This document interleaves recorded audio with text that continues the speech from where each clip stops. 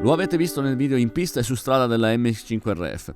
Non posso dire di aver risparmiato le gomme. Già, perché in questo test, oltre alla 2 posti giapponese, ho potuto provare anche delle gomme sportive, delle Hankook in particolare. E allora, essendo anche arrivato il momento del cambio tra pneumatici invernali e estivi, vediamo quali sono le sue caratteristiche. Ecco allora che abbiamo deciso di fare un po' di ripasso prendendo come esempio delle Hankook, per non dimenticare che mentre guidiamo la sicurezza dipende soprattutto dalle gomme.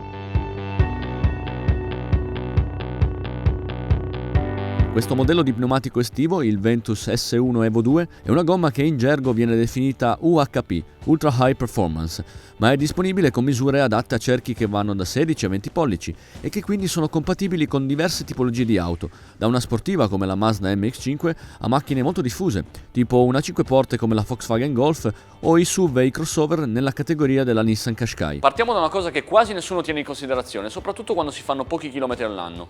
In media, dopo 2 anni le gomme vanno cambiate in ogni caso perché i materiali di cui sono composte invecchiano e non riescono più a garantire la stessa sicurezza.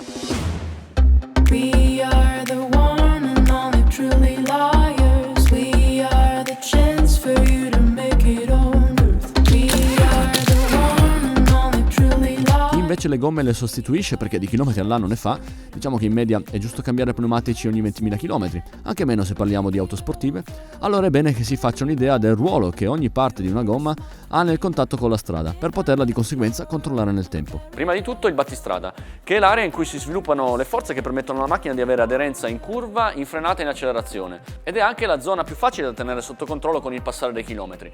Per capire se l'usura delle gomme è uniforme, ad esempio, questi Hankook hanno degli indicatori sui tasselli del battistrada su entrambi i lati. Quando la gomma è nuova si vedono tutti e 4 i segni. Nel tempo, se l'usura è uniforme, si vedranno progressivamente sparire gli indicatori più piccoli, quelli al centro, mentre se per problemi di convergenza, ad esempio, le ruote non girano con il giusto assetto, la gomma viene consumata in maniera non simmetrica e quindi dal lato meno consumato si vedranno 2 indicatori e da quello più consumato solo uno. C'è un altro aspetto legato al consumo delle gomme. Il livello di prestazioni, come è logico, diminuisce con l'usura del battistrada e quindi i tecnici Hankook hanno progettato una nuova forma dei tasselli per riequilibrare con la geometria la perdita di grip che si ha man mano che le gomme si consumano. In pratica, se immaginate di tagliare i tasselli, di fare una sezione, quello che vedreste è una specie di piccola scalinata a 3 gradini, tipo questa semplificando. L'obiettivo di questa soluzione è quello di aumentare la superficie di contatto tra gomma e asfalto, fornendo così di nuovo aderenza nonostante il consumo di gomma. Stiamo parlando di una gomma ad alte prestazioni e quindi inevitabilmente un'altra cosa importante da tenere in considerazione è la temperatura. Avete presente i termosifoni di casa?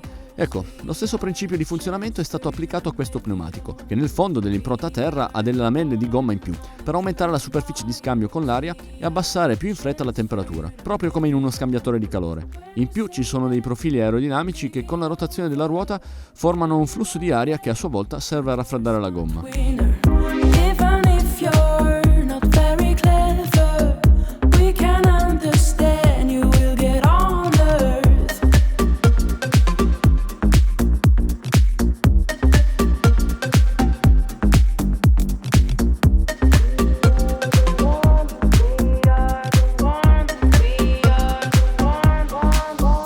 Lo smaltimento termico è una delle soluzioni di questa gomma ad alte prestazioni che derivano dall'esperienza fatta nelle gare del DTM, il campionato turismo tedesco, in cui Hankook fornisce le gomme alle squadre. Grazie a questo impegno nelle competizioni, le S1 Evo 2 hanno migliorato anche la precisione nei cambi di direzione ad alta velocità, con un disegno specifico del battistrada e tasselli con una rigidezza ottimizzata. Insomma, come per i motori, per i cambi, i dispositivi di bordo, eccetera, di tecnologia nel mondo dell'auto ce n'è sempre di più anche per quel che riguarda le gomme, che si stanno specializzando molto in base al tipo di utilizzo e alle nostre esigenze, per dare più prestazioni e più sicurezza.